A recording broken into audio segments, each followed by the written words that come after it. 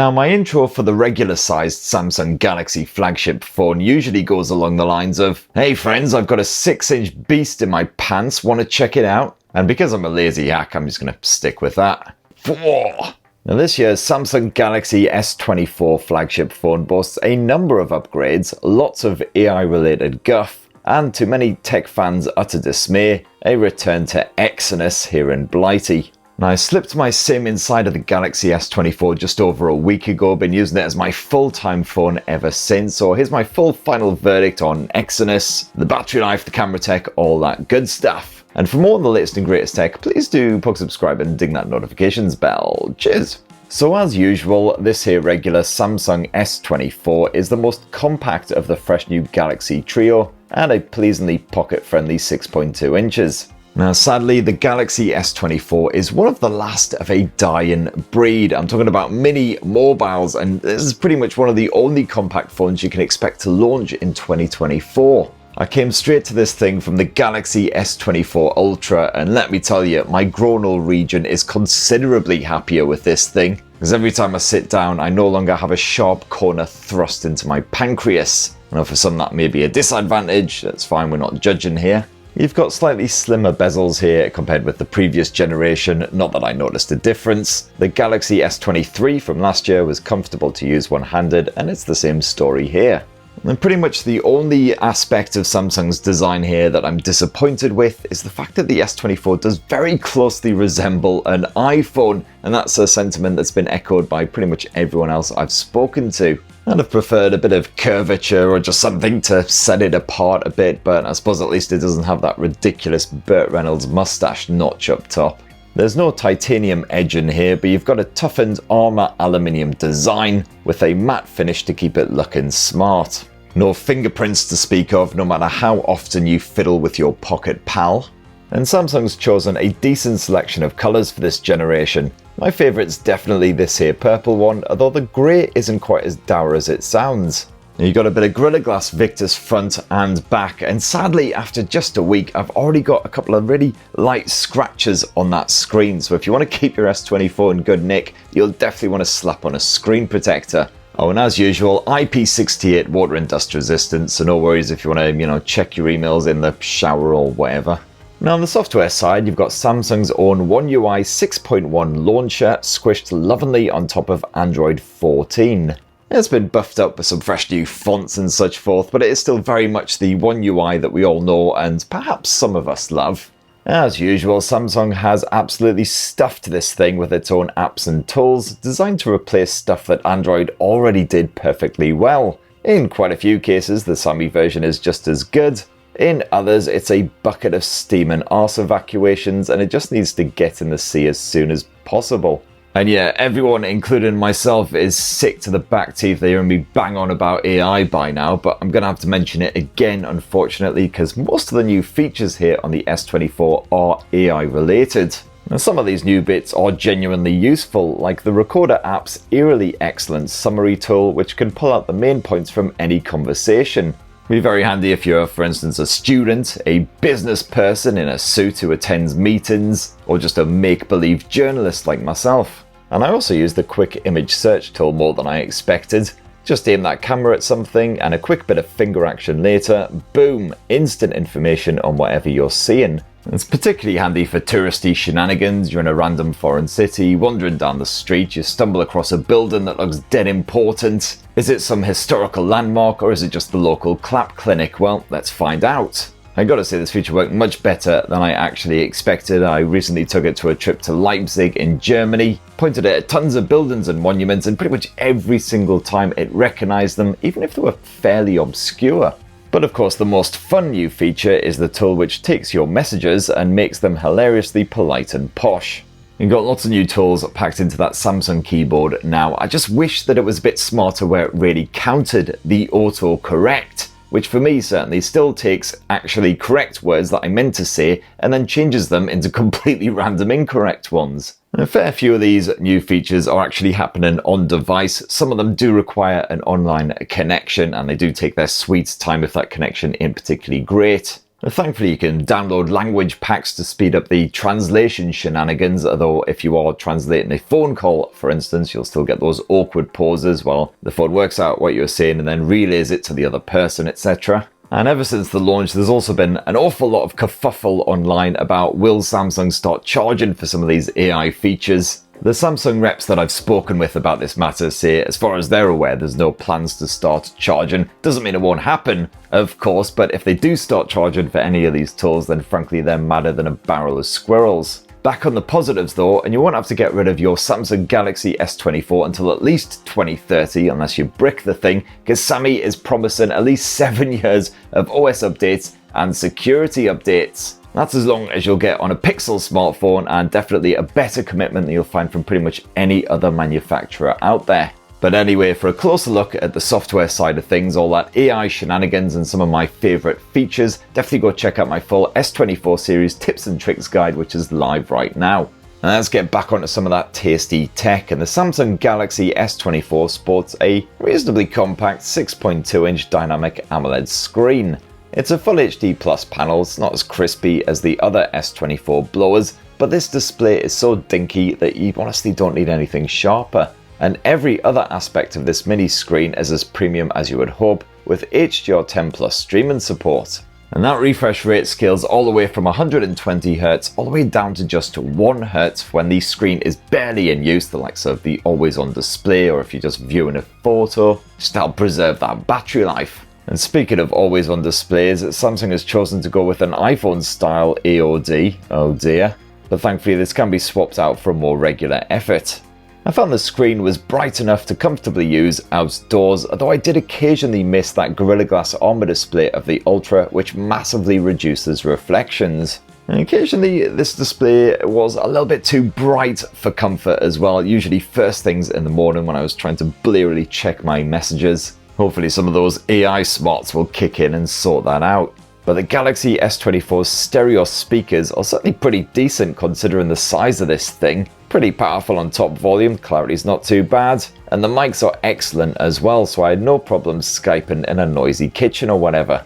And I found the Bluetooth chops were solid as well, even in obscenely busy environments like airports and train stations, not a single break in that stream.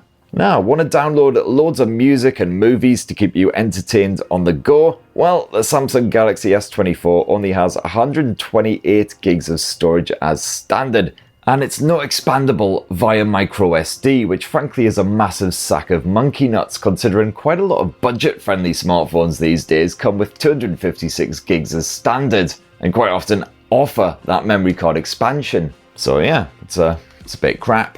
Now here in Blighty, where we're no longer allowed nice things, we've got Samsung's own Exynos 2400 running the show, rather than Qualcomm's Snapdragon 8 Gen 3, which is packed into pretty much every other flagship phone. And that's backed here on the regular Galaxy S24 by a not massively generous 8 gigs of RAM. And of course, as soon as news broke that we'd be getting Exynos instead of Snapdragon here in the UK, well, the reaction was somewhat similar to a small child coming down on Christmas Day and discovering their stocking is full of reindeer poo. But is Exynos actually worse than Snapdragon? Well, the benchmark results are certainly less impressive than the Galaxy S24 Ultra, which has that Snapdragon chipset, and also the S24 Plus, which runs the same Exynos 2400 but does have a slightly more generous 12 gigs of RAM stuffed inside. But those are still some pretty bloody beefy numbers. Of course, I don't really trust benchmarks, and thankfully the everyday experience has been smoother than a buttered up Barry White. But the Galaxy S24 can undeniably get a bit warm at times, which is actually lovely stuff now that it's winter time here in Blighty, and it doesn't seem to actually impact the performance at all. But what about gaming? Well, hardcore Android fare like Genshin Impact does take a toll on the regular Galaxy S24, especially if you want to play with the shiniest looking graphics. This phone gets noticeably hotter than the Plus model, and there's more frame rate jitters as well. The game is still playable, but if you're serious about your gaming experience, you will most likely want to upgrade to the Samsung Galaxy S24 Plus, or that Ultra, which sports the more beefy Snapdragon. Having said that, I didn't notice a massive difference at all between the performance of the Plus and the Ultra. I've done a whole extra dedicated video on all that shenanigans, which, you can go check out if you want to, and you should do, because it's a cracker, in my own humble opinion. You do only get Wi-Fi 6E support here, not Wi-Fi 7, but I found the connectivity has been absolutely spot on. Super nippy over my home Wi-Fi network, and also over 5G when I've been out and about. Now, one of the major concerns with Samsung's smaller Galaxy S series smartphones is the battery life, especially whenever Exynos is involved. And packed into this dinky frame is a not particularly impressive 4000 mAh capacity battery, which is one of the smallest to be found in any flagship smartphone outside of those Apple iPhone Watsits. And more intensive tasks do tend to sap that juice pretty fast. So for instance, if I was playing around with the camera quite a lot or doing a bit of gaming on the side, then I found I struggled to scrape much past around 4.5 hours of screen on time.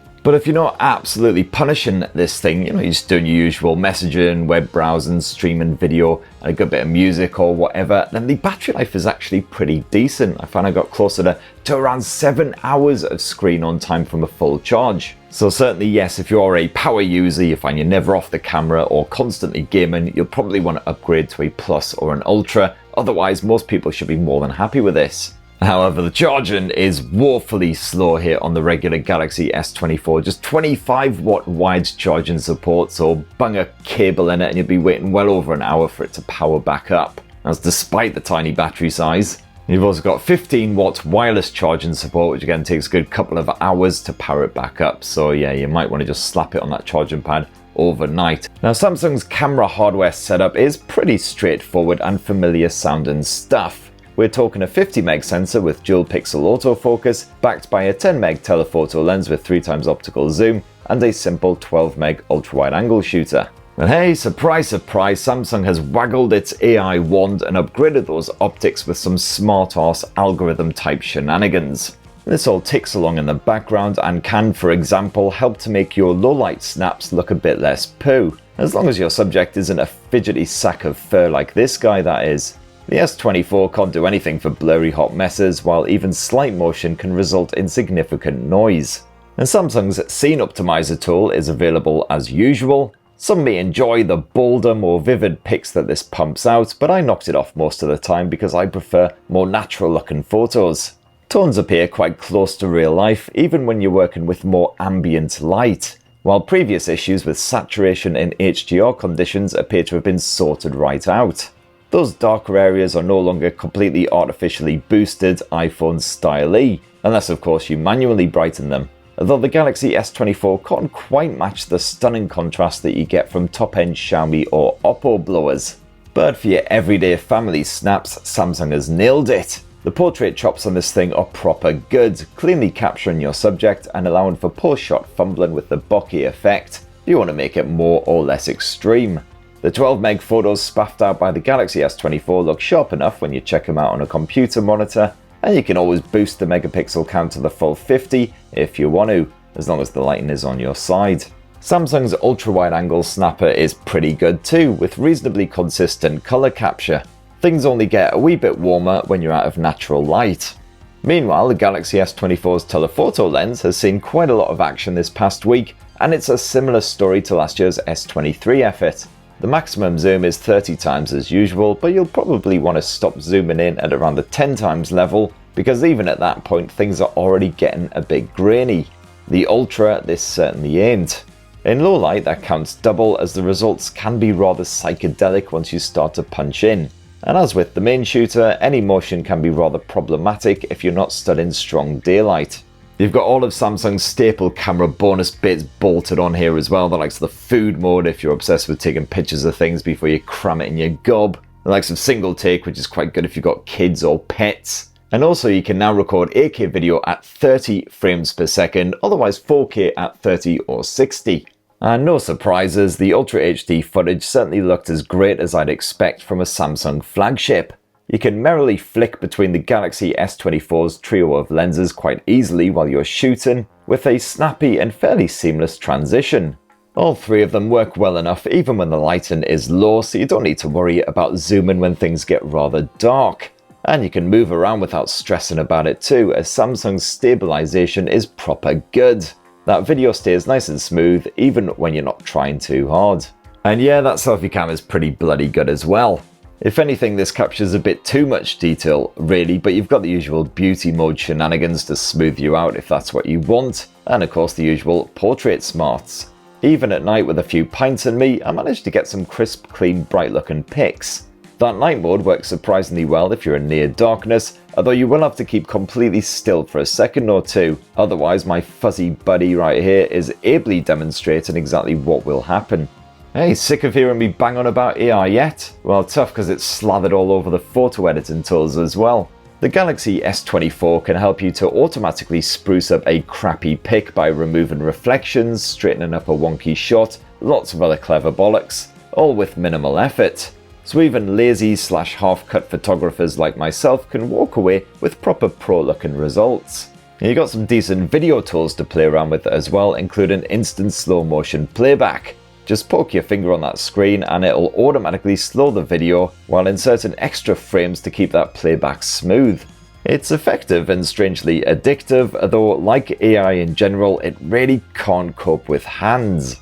If AI does ever actually try to enslave humanity, all we'll have to do is keep on waving at their army of cyborg robots and it'll just absolutely fry their circuits. There you have it, my lovelies. That is my full final frank review of the regular Samsung Galaxy S24 after using it as my full-time blower for just over a week. And I gotta say, despite the fact you've got that iPhone-esque design, Samsung's Mini Mobile always wins me over just because it's more compact than pretty much anything else out there. But I do love the camera improvements here, genuinely impressed by some of those AI features as well, which I honestly didn't think I would even bother touching in the actual real world. And thankfully we haven't been shafted too hard by that Exynos shenanigans either, despite the fact that the Galaxy S24 does struggle a bit under pressure, gets quite toasty and definitely not as good at that full-on gaming. So yeah, if you're a more demanding user, you rinse the camera, the gaming, etc., then definitely you want to upgrade to the Plus or the Ultra. But if you just want something that's easy to get on with and won't poke you in the pancreas, well, the S24 is the way forward. Anyway, enough banging on for me. It'd be great to hear your own thoughts on the Samsung Galaxy S24 down below. Please do poke, subscribe and ding that notifications bell for more on the latest and greatest tech. Lots more Samsung shiz coming at you, so yeah, you don't want to miss all that. And have yourselves a bloody wonderful rest of the week. Cheers everyone. Love you.